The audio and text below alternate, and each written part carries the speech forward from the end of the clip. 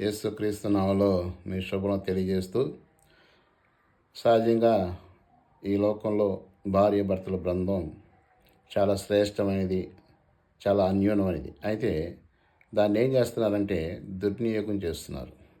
భర్తలను చంపేయటం, భార్యను చంపేయటం, కుటుంబాన్ని చక్కగా నిర్మించలేక ఫెయిల్ అయిపోవడం కారణం ఏదంటే, పరిశుద్ధ బైబిల్ గ్రంథంలో ఒక చక్కని మాట ఉంది.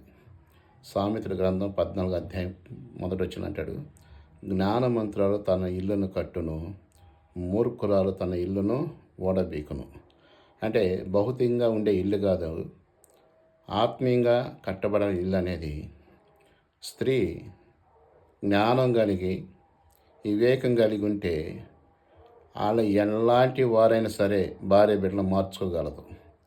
అది దేవుని సహాయంతో. అందుకనే వాక్యం చదివితే జ్ఞానం ఇస్తాడు దేవుడు. ఎంతోమంది స్త్రీలు బైబిల్లో జ్ఞానం కలిగి ఉన్నారు. నీవు కూడా భర్త వినకపోయినా, బిడ్డలు వినకపోయినా ప్రభు సహాయంతో జ్ఞానం కలిగి ఉండు. అనవసరంగా లేనిపోయి తెచ్చుకొని కుటుంబాన్ని నాశనం చేసుకుంటే భర్త లేని భార్యకి విలువ లేదు, భార్య లేని భర్తకి విలువ లేదు. వీళ్ళిద్దరికీ యేసుక్రీస్తు లేకపోతే విలువ లేదు. ఈ మాటలు దీవించును గాక.